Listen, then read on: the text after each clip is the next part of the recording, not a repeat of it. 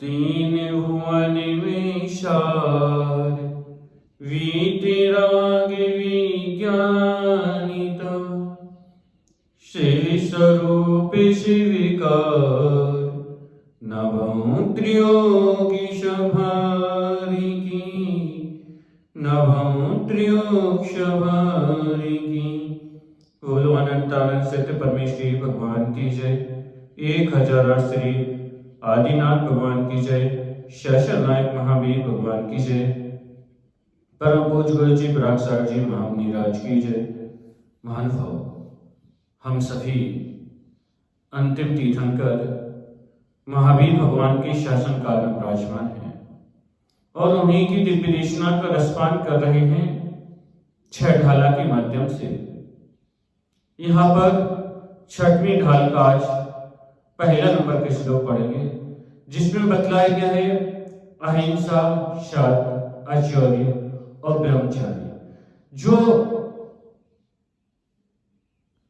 महाव्रतों के लक्षण होते हैं, उन लक्षणों के बारे में बतलाया जा रहा है।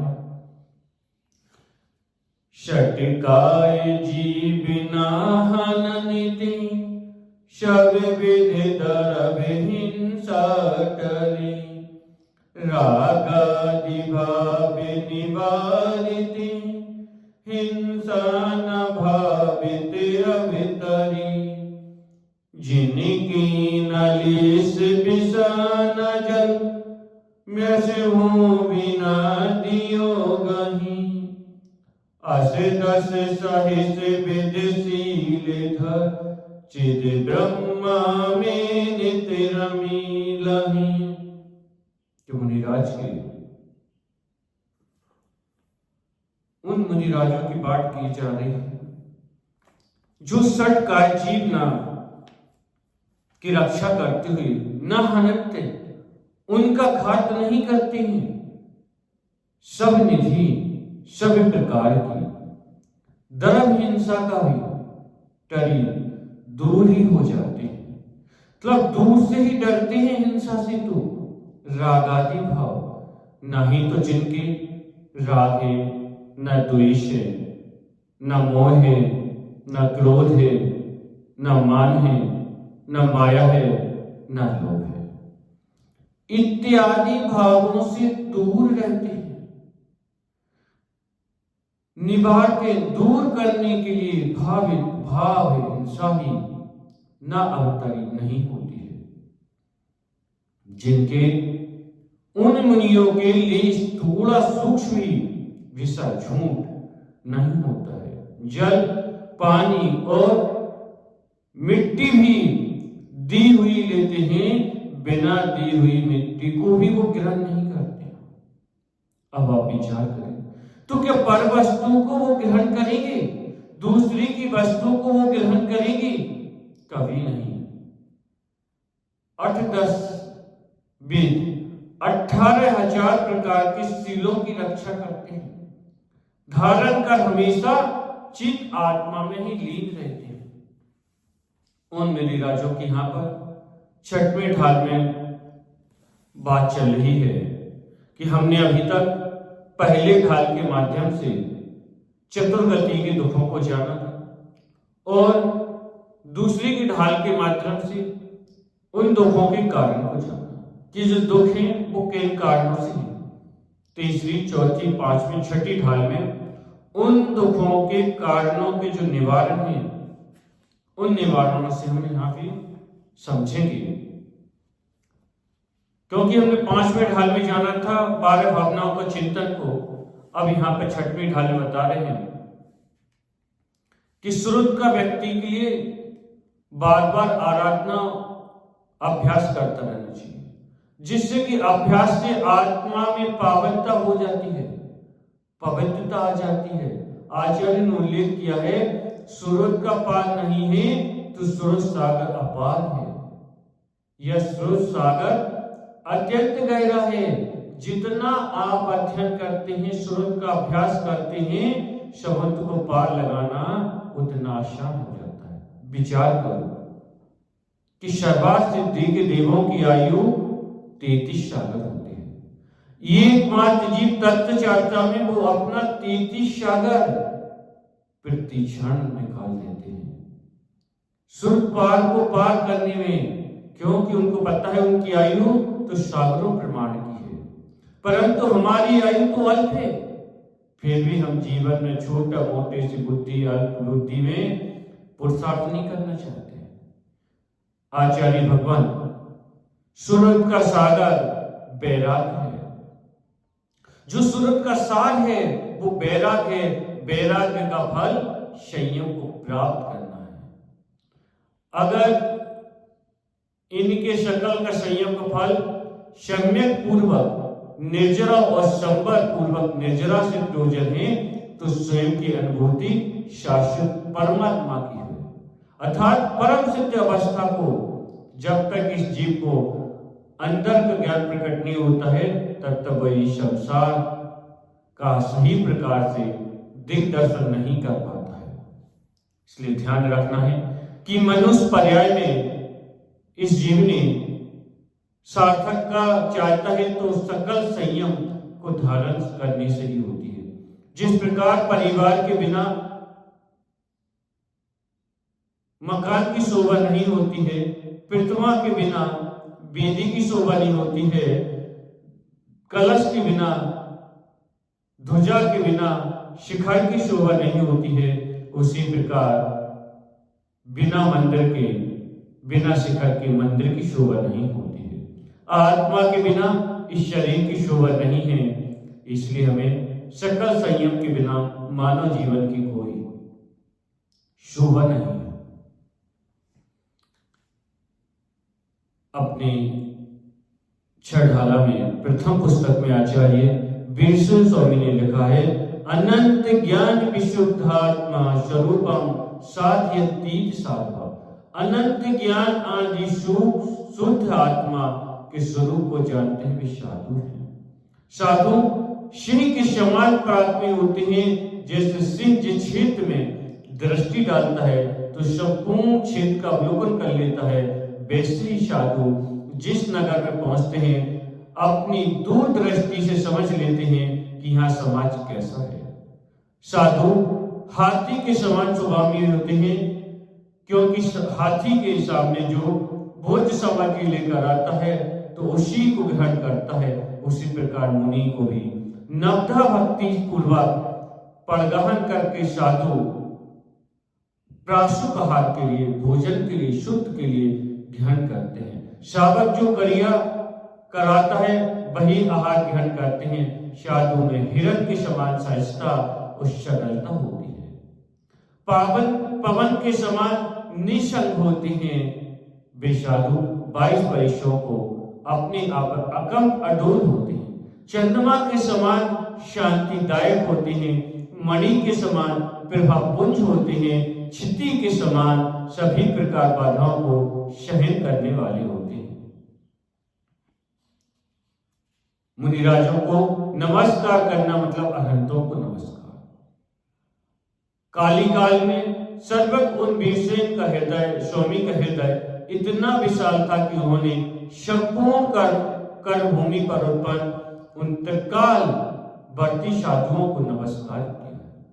मुनि बनते ही श्रावक का पद त्याग स्वतः हो जाता है। और जैन दर्शन के अनुसार तो एक एक सूत्र कसौटी पर कसा हुआ है कि जहां पर संसार में आय की व्यय तो है, लेकिन 6 माह 8 समय में 608 जीव सिद्ध होते हैं, उतने ही निगोदिया जीव वहां से निकल कर आते हैं। जिस प्रकार आकाश में बड़ा से कोई द्रव्य नहीं है, उसी प्रकार अहिंसा से बड़ा कोई व्रत नहीं है। लोक में सभी व्रत सभी पर्वतों के सुमेरु पर्वत में श्रेष्ठ है, वैसे ही सभी व्रतों में अहिंसा महाव्रत सबसे श्रेष्ठ व्रत है। सभी द्वीपों में समुद्र पृथ्वी के आधार पर है, 3 लोक में आकाश के आधार है, वैसे ही सभी व्रतों का आधार अहिंसा व्रत है। अहिंसा महाव्रत को अंगीकार किए हुए योगीराज मन में ऐसा चिंतन करते हैं कि पूर्व में सभी जीव आपस में संबंध को प्राप्त होते थे और मरना या उनका घात करना अपने संबंधियों को घात करना है। जीव का घात करना ही अपनी आत्मा का घात करना है और जीवों पर दया करना अपनी आत्मा पर दया करना है। विचार करो, मुनिराजों को जीवों की दया के प्रति दया दृष्टि कितनी विशाल होती है। आप लोग भी ध्यान रखें कि जब भी जिस प्रकार से मुनिराज किसी वस्तु को उठाते हैं तो पहले पीछे से मार्जन करते हैं, या वस्तु को रखते हैं तो पहले मार्जन करते हैं। उसी प्रकार आप भी कहीं पे बैठे उठाएं तो जरूर देख लें, एक दूसरे के साथ सूक्ष्म जीव मिलने में बहुत बारीक बारीक होते हैं, में मरण को प्राप्त हो जाते हैं। इसलिए हमें हर चीज का ध्यान रखना चाहिए कि किसी भी प्रकार से हमसे जीव की हिंसा ना हो। दूसरा महाव्रत होता है शक्त महाव्रत। जिन वचनों से प्राणियों को पीड़ा होती है, जो द्रव हो, छेद काल के विरुद्ध हो, ऐसे वचन बोलना सक्त महाव्रत है। ना बोलना, ध्यान रखना, ऐसे कोई वचन ना बोले जो द्रव छेद काल भाव के विपरीत हो, ऐसे वचन नहीं बोलना। तभी आप सत्य महाव्रत का पालन कर पाएंगे। सत्य महाव्रत पालने वाले मुनिराज ऐसे वचन बोलते हैं जिनसे भव्य जनों जीवों को वैराग हो, सज्जनों को गुणों में वृद्धि हो, राग द्वेष से दूर हो, धर्म तत्वों का उपदेश देने वाले। अपने यहां पर वीर सेन स्वामी ने सत्य भी 10 प्रकार के बताए हैं। नाम सत्य, रूप सत्य, स्थापना सत्य, प्रत्यय सत्य, संवृत्ति सत्य, संयोजना सत्य, जन्म सत्य, देश सत्य, भाव सत्य और समय सत्य। इस प्रकार से 10 प्रकार के भी सत्य होते हैं। दौलत राम जी ने चौथी ढाल में बताया था आत्मा का जो स्वरूप 18,000 प्रकार के जो शीलों के धारण करने वाली बात में कि आत्मा ही ब्रह्मा है और उस आत्मा का भ्रम स्वरूप आत्मा में चर्चा करना ब्रह्मचारी है। ब्रह्म का शब्द होता है निर्मल, अपने अर्थ निर्मल रूप स्वरूप आत्मा है। उन आत्मा में लीन होना ब्रह्मचारी है। भटक मत जाना, वरना सोचते रहोगे कि आत्मा में रमने का नाम ब्रह्मचारी है। इतना तो आडंबर है कि पहले तो 18,000 शील के साथ आत्मा में लीन होना ब्रह्मचारी है। क्योंकि महान संयम का धारी श्रवण बिना दिया हुआ तीक्ष्ण मार्ग भी ग्रहण नहीं करता है। अवश्य है चोर के समान जिनका तैसा लघु होता है, क्योंकि दूसरे की पड़ी हुई वस्तु, भूली हुई रखी हुई वस्तु को उस वस्तु के मालिक की आज्ञा के बिना ग्रहण करना चोरी कहलाता है। हम भी इस चीज को समझें कि हमारे यहाँ पर जो आचार्यों ने मुनिराजों के जो 28 महाव्रतों को बताए हैं, उनमें से 5 महाव्रत, 5 स्मृति, 5 इंद्रिय, 6 आवश्यक और 7 पंक्ति, ऐसे 28 महाव्रत होते हैं। इन 28 महाव्रतों का मुनिराज पालन करते हैं और यदि मुनिराज लघु शंकाएं सोच भी जाते हैं तो वहां भी जंगल में जाते हैं या कच्चे में जाते हैं, क्योंकि वह नाली में जाएगी तो काफी जो टैंकर वगैरह में जीव होते हैं उन जीवों की हिंसा हो जाती है, तो परिमार्जन करके जाते हैं। और जो 18,000 प्रकार के जो शील की बात कही है वो मन, वचन और काय। मन, वचन, काय 3 से कृत कारक अनुबोधना, मन के 3, वचन के 3, कृत कारक अनुबोधना 6 × 3, 5 इंद्रिय के, द्रव भाव के, क्रोध मान माया लोभ के, ये भेद अचेतन स्त्रियों के आश्रित 3 प्रकार से देवी मनुष्यजनी और त्रियंचिनी, फिर उनकी मन वचन काय, किरत कार्य तनबोधना, 5 इंद्रिय, 5 स्मृतिय, भाव, द्रव्य भाव, संज्ञा, 16 कषाय, इस प्रकार से टोटल मिला के 18,000 भेद हो जाते हैं और उनका हमें पालन करना चाहिए। इस मनुष्य पर्याय में मल्ली कुमार ने कुल 100 वर्ष की आयु में ही जिनेश्वर दीक्षा ग्रहण की थी और उनकी आयु औसतन 55,000 वर्ष थी। अभी जिनके तीर्थंकर हुए उन्होंने अपनी आयु का अंतिम चौथाई भाग शेष रहने पर दीक्षा ग्रहण की। इनका तीसरा भाग 31,000 वर्ष तो हुए, लेकिन मल्लीनाथ भगवान ने 100 वर्ष की आयु में ही दीक्षा ग्रहण कर ली।